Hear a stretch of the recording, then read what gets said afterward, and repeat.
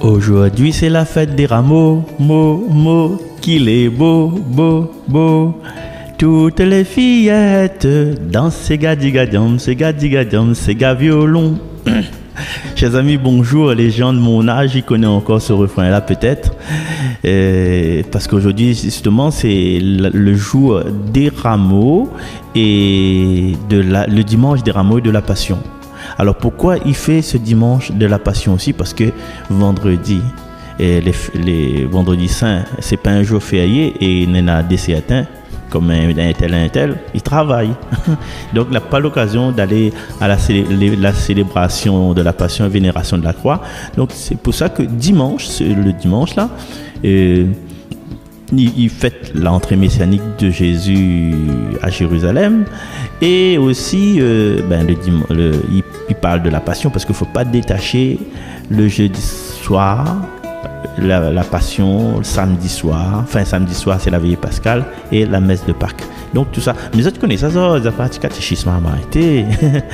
Et aujourd'hui, nous ne lira pas la lecture de la Passion, mais nous va lire l'évangile où ça Jésus, quand il monte Silane et il arrive à Jérusalem. Et nous va lire aussi, non pas le livre d'Isaïe, où il parle du serviteur souffrant, parce que, bon, nous connaît déjà, enfin, on l'a déjà entendu, normalement, hein, mais ça parle de la lettre aux Philippiens. Et pour parler de la lettre aux Philippiens, oublie pas, il faut nous écouter déjà la lettre aux Philippiens, c'est tout de suite sur Salaz FM. Juste après, nous retrouvons-nous. Et puis, oublie pas que nous avons aussi le Père Jean-François Lacaux, que normalement, il doit être là. Mais il pense qu'il est en chemin, pas besoin de tracasser. Et donc, voilà, l'épître aux Philippiens dans un instant. Sur Salaz FM et dans votre émission 3x5 avec Marcel. Ah, ça même ça. Bonjour. Lecture de la lettre de Saint Paul apôtre aux Philippiens. Le Christ Jésus, ayant la condition de Dieu, ne retint pas jalousement le rang qu'il égalait à Dieu. Mais il s'est anéanti, prenant la condition de serviteur, devenant semblable aux hommes. Reconnu homme à son aspect, il s'est abaissé, devenant obéissant jusqu'à la mort et la mort de la croix. C'est pourquoi Dieu l'a exalté. Il l'a doté du nom qui est au-dessus de tout nom, afin qu'au nom de Jésus, tout genou fléchisse au ciel, sur terre et aux enfers, et que toute langue proclame Jésus-Christ est Seigneur à la gloire de Dieu le Père. Parole du Seigneur, soyez tous bénis. Oui, rendons grâce à Dieu, sois bénie, ma très chère, pour la dévotion et le plongeon un peu baptismal dans cette lecture-là, parce que Saint Paul de Tarse, il sert à nous un chef-d'œuvre théologique. Mais à l'intérieur de ce chef-d'œuvre-là, la manière de cause, la pointe de jargon, un jargon un peu indigeste, ou bien pas avalé, ou comprend pas, tout est accessible en fait. Il parle à nous du Christ. Le Christ est envoyé de Dieu et de nature divine, de condition divine. Donc il est Dieu, il a un certain prestige. Ouais, il est comme président, il est comme le maire, il est comme préfet. Ouais. Mais il est dans une certaine humilité, un certain kénose. Donc, il ne garde pas son rang là jalousement, il dit non, c'est moi le chef. Alors, il avait tous les droits. Vous connaissez quand on inscrit à au-dessus d'une plateforme, ou bien quand par exemple, YouTube, où on a l'abonnement premium. Jésus, il avait tout ça, il avait l'abonnement premium, mais il a choisi le mode gratuit avec pub, c'est-à-dire quand il gardait un clip, et pour les gens comme moi, hein, qu'elle est normal, je dis pas moi est normal, quand on regarde YouTube là, à un moment donné, clap, la pub il passe, ouais? Et Jésus il a choisi ça, un mode gratuit avec pub et sans plainte. Hein? Il n'a pas crié. Comme ils disent, ça y appelle la kénose. La kénose, qu'est-ce que ça veut dire ça? Je vais expliquer aux autres, mais quand on dit kénose, 20 kénose, comme si vous savez en grec, là, en Grèce là-bas, vous prenez les assiettes, ou bien, vous connaissez la kénose comme une maladie, tu trouves pas? Non, c'est pas ça. Alors, la kénose, c'est le fait que le Christ, il vit d'Ali de lui-même. De toute façon, dessus YouTube, je vais mettre dans la description, je vais mettre la définition de kénose. Et il vit d'Ali de lui-même. Non, pas comme un batterie téléphone, il est à 2%, là, il pourra faire le rodin chargeur. Mais le Christ, il vit d'Ali lui-même par amour. Alors, imaginez un peu, dès que nous avons un petit pouvoir, il dit ça, il dit rien. Par exemple, nous les chefs d'équipe WhatsApp, admin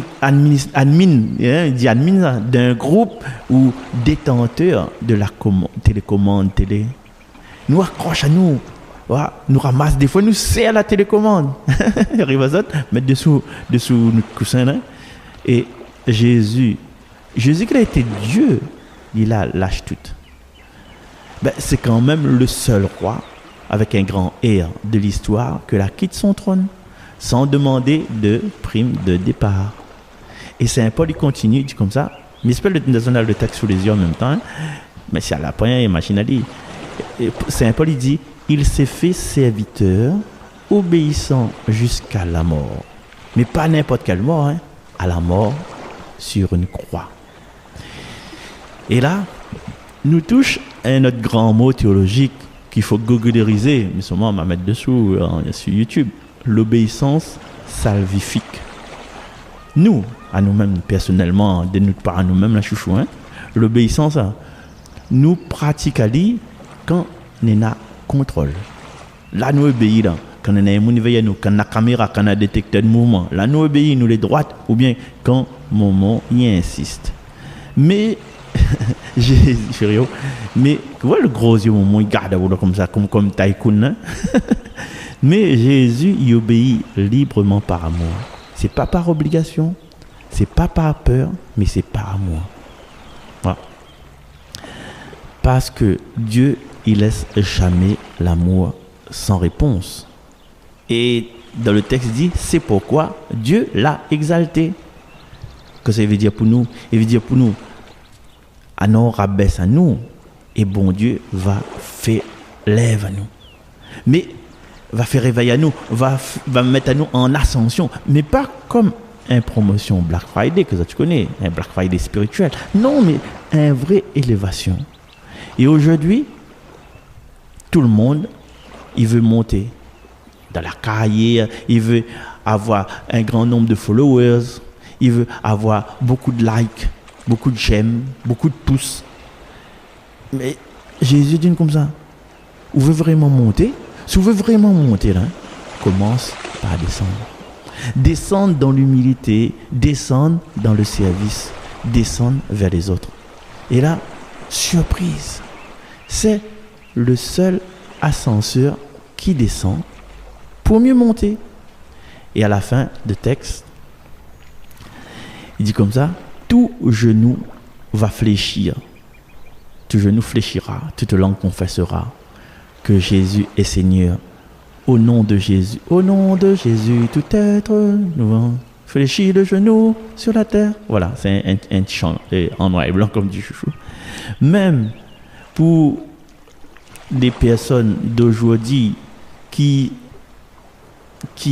semblent être des indépendants spirituels en CDI, même nous, personnes comme nous va finir par reconnaître, oui, ce Jésus-là, c'est pas un influenceur de Galilée, c'est le Seigneur. Alors, chers amis, auditrices, auditeurs de Salaz FM, dans cette émission 3 fois Saint, si aujourd'hui, moi j'ai envie d'être grand, donc il faut m'y force à moins être petit. Si moi j'ai envie d'être fort, il faut m'y serve. Que ça m'y serve, si m'y en serve pas. Si moi j'ai envie d'être important, il faut que m'y aime. Aimer. Parce que dans le royaume de Dieu là, la seule personne qui monte vraiment, c'est celle-là accepter de descendre avec le Christ. Amen. Et là, nous peut causer avec lui directement, donner un cœur à cœur. Seigneur Jésus, où qu'il était de conditions divines, où l'a pas fait le coq, où l'a pas fait le fier. Apprendre à nous à ne pas gonfler notre estomac coq. Surtout quand nous l'a juste réussi à faire un truc bien, une seule fois. Seigneur Jésus, à la vive la kénose, ce grand mystère où ça où la vie d'Ao par amour, aide à nous, à vie à nous. Mais pas de patience dès le lundi matin. Seigneur, je vais être honnête avec vous. Nous, à moins, nous aimons bien monter en grade, monter en popularité, avoir des promotions, avoir des qualifications de plus en plus grandes. Et monter même quand on n'a plus de place dans le bus 31. Mais où montons nous à notre chemin? Notre chemin, c'est descendre. Descendre pour servir, descendre pour aimer, descendre sans râler. Et ça c'est le vrai miracle, ça. Hein? Donne à nous un cœur humble. Pas un cœur qui fait semblant d'être humble, en attendant qu'il remarque à quel point il est humble. Comme un monde a dit, l'humilité, c'est ma plus grande qualité. Seigneur, apprends-nous l'obéissance d'amour. Cette obéissance qui ne dit pas, d'accord Seigneur, m'a fait aller à ma façon, mais plutôt, d'accord Seigneur, oui, même quand on ne comprend pas tout. Et quand notre orgueil, il prend trop de place, fait penser à nous, à où, roi de l'univers, que l'a choisi un croix plutôt qu'un trône en or avec des pierres précieuses dessus, confortable, coussin, tout. Seigneur, aide à nous à comprendre que le vrai pouvoir, c'est d'aimer. La vraie grandeur, c'est de servir. Et la vraie victoire, c'est pas écraser les autres, mais c'est nous rabaisser avec vous. Et si un jour il arrive à moi d'oublier tout ça, envoyez-moi un petit rappel, pas forcément un croissant, mais au moins un monde pour nous remettre à nous en place avec douceur. Parce qu'au fond, Seigneur, nous veut bien suivre vous, mais sans perdre le GPS de notre orgueil. Alors, Seigneur, reprogramme à nous version humilité 2.0 qui est compatible avec votre amour infini. Amen.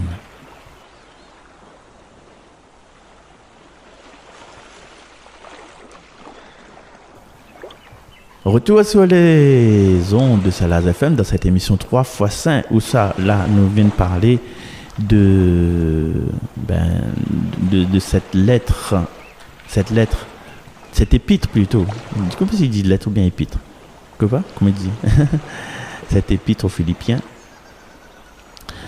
Et dans un instant, nous va parler de l'évangile, de cette fête des rameaux avec le Père Jean-François Lacau.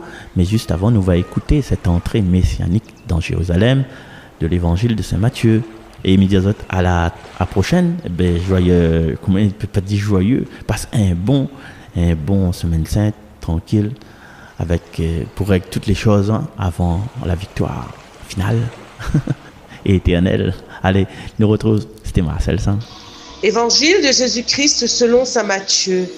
Jésus et ses disciples approchant de Jérusalem arrivèrent en vue de Bethphagée sur les pentes du mont des Oliviers.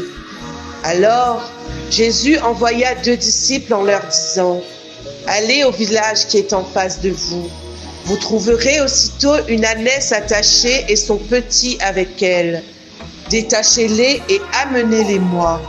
Et si l'on vous dit quelque chose, vous répondrez: le Seigneur en a besoin. Et aussitôt, on les laissera partir. Cela est arrivé pour que soit accomplie la parole prononcée par le prophète. Dites à la fille de Sion: voici ton roi qui vient vers toi, plein de douceur, monté sur une ânesse et un petit âne, le petit d'une bête de somme. Les disciples partirent et firent ce que Jésus leur avait ordonné. Ils amenèrent l'ânesse et son petit, disposèrent sur eux leurs manteaux, et Jésus s'assit dessus. Dans la foule, la plupart étendirent leurs manteaux sur le chemin. D'autres coupaient des branches aux arbres et en jonchaient la route. Les foules qui marchaient devant Jésus et celles qui suivaient criaient « Hosanna au fils de David, béni soit celui qui vient au nom du Seigneur, Hosanna au plus haut des cieux ». Comme Jésus entrait à Jérusalem, toute la ville fut en proie à l'agitation et disait « Qui est cet homme ?» Et les foules répondaient « C'est le prophète Jésus de Nazareth en Galilée ». Acclamons la parole de Dieu. Soyez tous bénis.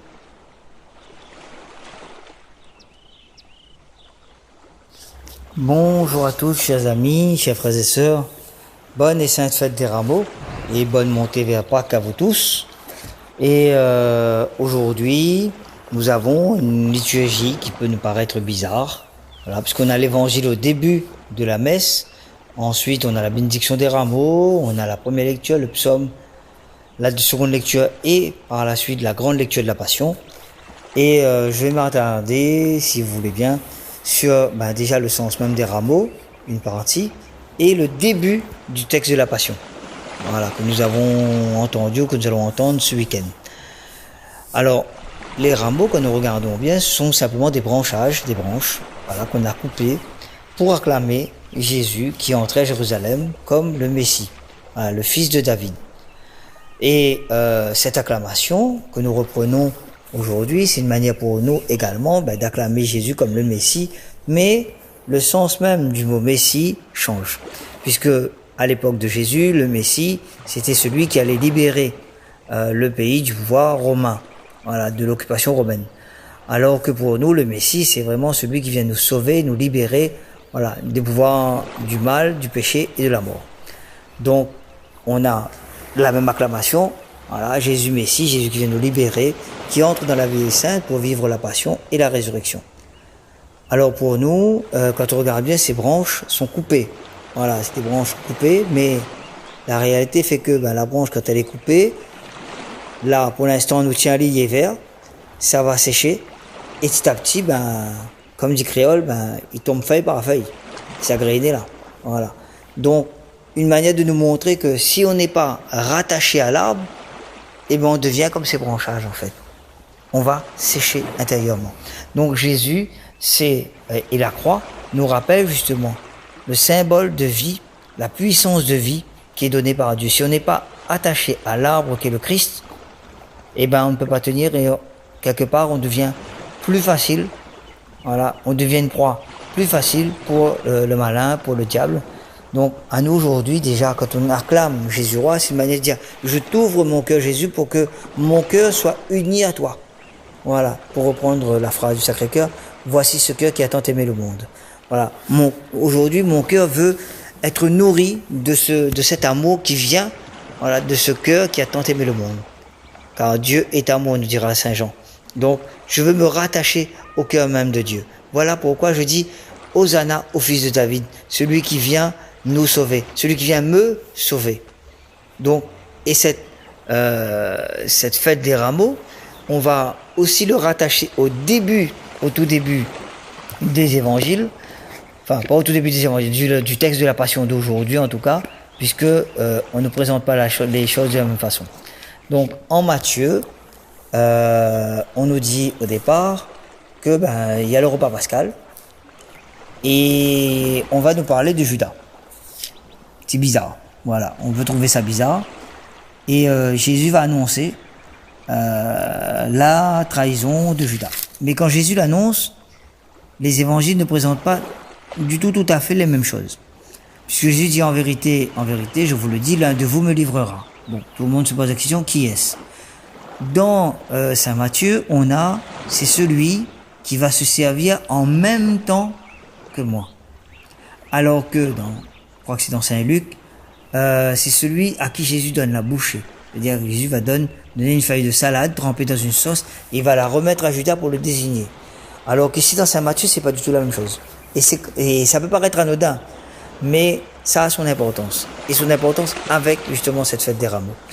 Puisque Judas, qu'on a noirci l'image le plus possible, qu'on a oublié que c'était avant tout un apôtre. Un apôtre qui s'est laissé gagner par la convoitise de l'argent. Mais c'est un apôtre avant tout. Avant de tomber plus bas comme il était, ben c'est un apôtre. Et de ce côté-là, ben souvent, Judas est devenu monnaie courante. Hein. Oui, il dit c'est un Judas. Oui. Et c'est pas plus faux parce que ce que Judas va faire, il va trahir le Christ. Mais si nous réfléchissons 2 minutes, c'est pas ton ennemi qui va te trahir, puisque ton ennemi, il est déjà contre toi. C'est toujours un proche, un ami, un familier qui va te trahir. Et d'ailleurs, c'est ce que Jésus Jésus reprend cela en disant, reprend le psaume 41, je crois, qui dit, mais toi, mon familier, mon intime, que notre entente est des bonnes. Voilà. Quand nous allons d'un même pas vers la maison de Dieu. Et justement, cet ami, qui partageait mon pain, mon ami qui partageait mon pain, a levé le talon contre moi. Il s'est retourné contre moi. Il m'a trahi. Et c'est exactement ce qui se passe. Jésus, en laissant Judas se servir, en désignant Judas comme celui qui va se servir, montre la proximité. Jésus et Judas, ils sont proches. Ils sont amis. Jésus le dira aussi dans les évangiles, je vous appelle plus serviteurs mais amis. Parce que les disciples sont dans la confidence.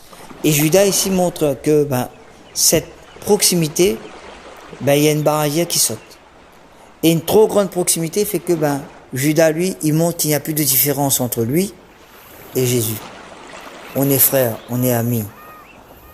Lui c'est moi c'est lui en fait. Il est un peu comme parfois de nos amitiés, nous arrive à dire il est comme un frère pour moi, il est comme une sœur, une véritable sœur pour moi. Il est plus sœur que ma bonne sœur. Il est plus frère que mon frère. Il est plus famille que ma bonne famille. Mais souvent, c'est de là que le bas blesse, en fait. Donc, Judas, lui, il est proche. Et Judas, on va retrouver le sens même de son nom dans le livre de la Genèse. Voilà. Puisque c'est pas le même Judas. Hein.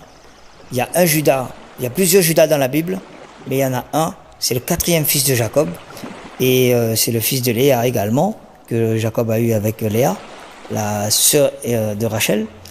Donc, quand Léa enfante cet enfant-là, elle dit cette fois-ci, je rendrai gloire à Yahvé.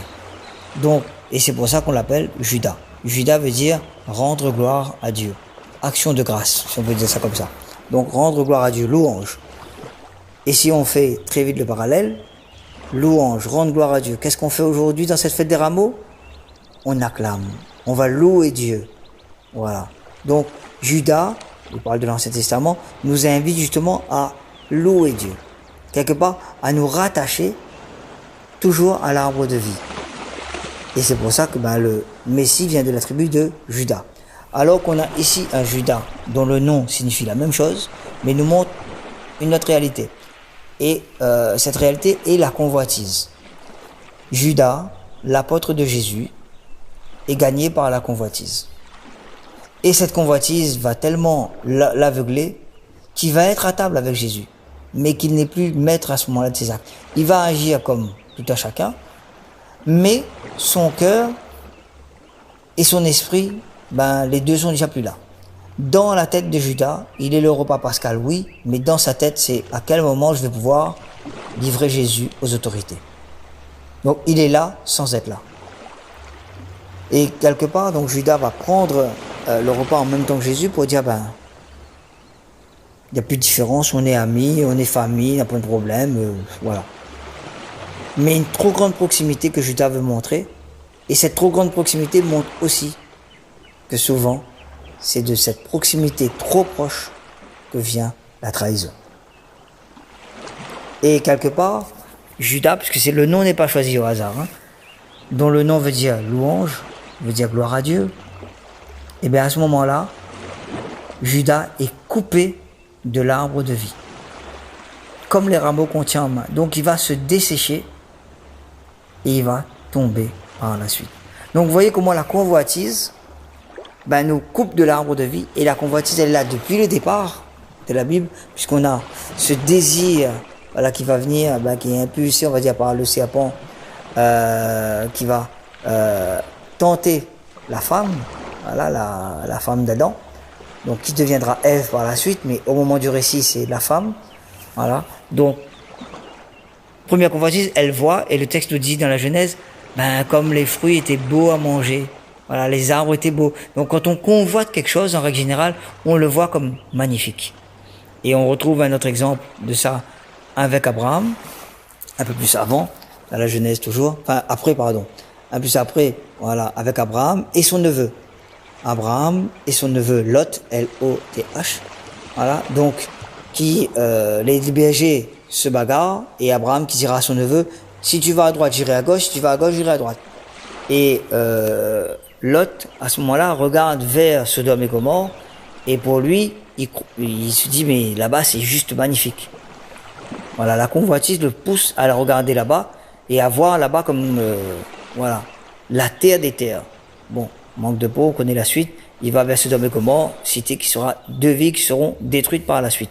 Donc, on voit bien que souvent, la convoitise nous fait miroiter quelque chose de merveilleux.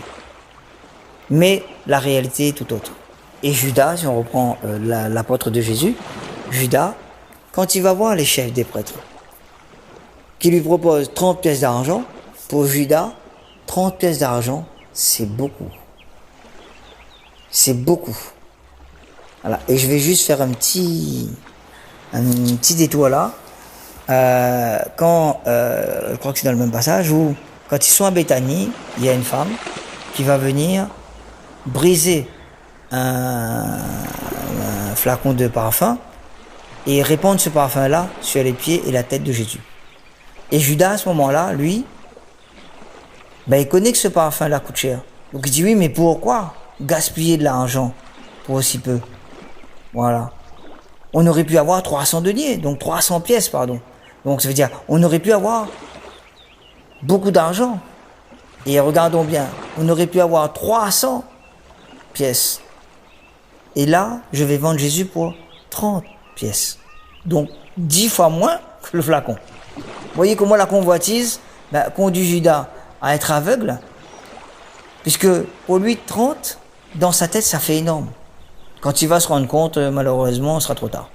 Voilà. Mais 30 pièces, c'est vraiment pas grand-chose. Donc de dire, la convoitise le fait miroiter quelque chose, et il est tellement aveuglé par ces 30 pièces-là qu'il est prêt à livrer son ami. Et vous allez dire, moi, mais mon père, là, pourquoi on raconte à nous tout ça, là, Jorameau? Et peut-être que, dans cette montée vers Pâques, de dire, tiens, parfois, moi aussi, pour avoir l'amitié d'un tel, pour avoir un peu d'argent, pour avoir l'estime de quelqu'un, moi aussi, j'ai vendu un collègue, j'ai vendu un membre de ma famille, j'ai vendu un ami. Quand je dis vendre, c'est pas forcément avec de l'argent, mais j'ai donné, par exemple, des informations. Voilà, comme on appelle couramment, l'a dit l'a fait. Voilà. Donc, je connaissais telle chose sur un tel, et pour avoir l'estime, mais par exemple, imaginons, prends l'exemple, imaginons, on a il travaille, il dit, écoute, il peut avoir un petit poste. Donc, je suis prêt à vendre, à dire du mal, ou à dévoiler certains secrets à telle ou telle personne pour avoir ce poste. J'ai fait exactement comme Judas. Voilà, pour un poste, pour un peu d'argent, pour un bout de terrain, pour un héritage, pour une place, et notamment parfois, même dans l'église, on voit ça. Et c'est terrible en fait. Voilà. Je suis capable de dire du mal de mon propre frère, alors qu'on fait partie par exemple de la même chorale. Je suis capable de dire du mal de l'autre pour pouvoir avoir une place dans l'autre chorale, parce que l'autre chorale, ça anime tel messe, tel endroit. Et comme il vient à place, donc je dis du mal de ma chorale pour aller là-bas. Donc c'est des exemples. Hein. Voilà. Donc une manière de dire, tiens, Judas, à ce moment-là, il est coupé. La convoitise va briser le lien de Judas à Jésus. Et ce qu'on voit, ce que les autres vont voir que Judas va se servir en même temps, ce n'est que fictif. Voilà. Souvent, voilà, on a beaucoup de fictifs. On a des gens comme ça, que ce soit dans notre travail, que ce soit à l'église, etc. Mais ce sont des anges. Ah mon Dieu, c'est waouh, les prient bien, les chantent bien, les ceci, non mais où admirer ce monde-là? Mais quand on découvre après que ça n'a derrière, ça fait mal. Donc voyez, donc Judas nous montre ça, dire je te mets de la poudre aux yeux. Judas, c'est de la poudre aux yeux, hein. Jésus le démasque, mais lui, il voit pas ça. Lui, il est en train de montrer, de se mousser devant ses camarades pour dire, voyez, je me sers en même temps que lui. Vous êtes même pas à ce niveau-là. Moi, je suis mieux que vous. Oui, mieux, peut-être pas. Mais mieux pour, comment dire, ce côté un peu fictif. Voilà, le Judas est en train de se flatter lui-même. Et Judas, à ce moment-là, se coupe lui-même de l'arbre de vie. Et du coup, il va sécher, voilà, par la trahison, voilà. Et ensuite, donc, il va se donner la mort parce qu'il prend conscience à ce moment-là que, déjà, 30 pièces, c'est rien, mais que, simplement pour cet argent-là, j'ai donné mon ami qui est mort sur la croix. J'ai fait tuer mon ami, j'ai fait tuer celui qui m'aimait vraiment. Donc, peut-être pour nous, aujourd'hui, dans cette fête des rameaux, c'est peut-être ce qu'on a à apprendre. De dire oui, aujourd'hui j'acclame Dieu. J'acclame le Seigneur. Mais que cette louange soit vraie et sincère. Seigneur, ne permets pas que je sois éloigné de toi. Et Saint Paul nous dira, rien ne nous séparera de l'amour de Dieu. Rien ne nous séparera de l'amour du Christ. Eh bien oui, Seigneur, que rien ne me sépare de toi. Mais Seigneur, si jamais il y a une convoitise dans mon cœur, même s'il est petit comme un minuscule grain de sable, Seigneur, enlève. Enlève et brise toute convoitise qu'il y a dans mon cœur et dans ma vie. Pour que je reste toujours attaché à toi. Parce que je vais me laisser aveugler par quelque chose qui est faux. Et pour, par exemple, dire le proverbe, on dit l'herbe est plus verte ailleurs. Et j'aime bien souvent rajouter. Mais ce mot-là pas dire que l'herbe en plastique. Voilà. Donc, tu peux voir l'herbe verte ailleurs. Quand tu vois, tu es admiratif, ouais, t'es là-bas, les gars, oui, mais si le gazon là en plastique là, c'est vraiment pas ça. Donc il va toujours rester vers lui. Mais c'est où sera perdu après. Donc dire, tiens, Seigneur, permets-moi de me contenter de ce que j'ai. C'est-à-dire, je suis uni à toi, et bien cela me suffit. Toi seul me suffit. Alors, prions, voilà, dans cette montée vers Pâques, pour que nous puissions rester attachés à l'arbre de vie qui est le Christ, que rien ne nous sépare de lui, que notre cœur soit toujours dans l'action de grâce, que nous puissions toujours dire merci au Seigneur pour tout ce que nous vivons, des moments de joie comme des moments de peine. Une petite intention de prière, plus particulièrement aujourd'hui, pour ce temps de, comment dire ça, où on parle de Judas, mais aussi pour les fois où nous avons trahi nos frères et sœurs. Voilà. Mais aussi pour tous ceux qui nous ont trahis. Voilà, le Seigneur dit prions pour nos ennemis. Et prions aussi bien pour nous qui avons trahi que ceux qui nous ont trahis. Voilà, nous prions. Et nous portons aussi dans notre prière, puisque Judas, nous connaissons sa fin. Voilà, bon, il y a deux fins, mais il y en a une plus célèbre que l'autre. Il s'est pendu. Voilà, il s'est suicidé. Donc, on va porter dans notre prière toutes les personnes qui se sont suicidées. Voilà. Pourquoi? Parce qu'on n'a pas à savoir les raisons, mais on n'a pas à les juger non plus, mais de dire, tiens, si ces personnes sont arrivées à ce niveau-là de suicide, c'est qu'il y avait une grande tristesse, une incompréhension. Eh bien, Seigneur, nous te les offrons. Console-les, ramène-les à toi. Ne permets pas, même que dans ce geste malheureux qu'ils ont eu, que le malin les attrape. Voilà. Seigneur, ramène-les à toi et console-les. Donne-leur, accorde-leur ta miséricorde et qu'ils soient tous sauvés. Alors que nous puissions prier pour cela, pour les personnes que nous avons trahies, pour les personnes qui nous ont trahis, pour les blessures qu'il y a encore chez nous, puisque nous sommes peut-être encore blessés par ce genre de choses-là, et pour les personnes qu'on a blessées également, mais aussi pour toutes les personnes qui se sont suicidées, pour leur famille.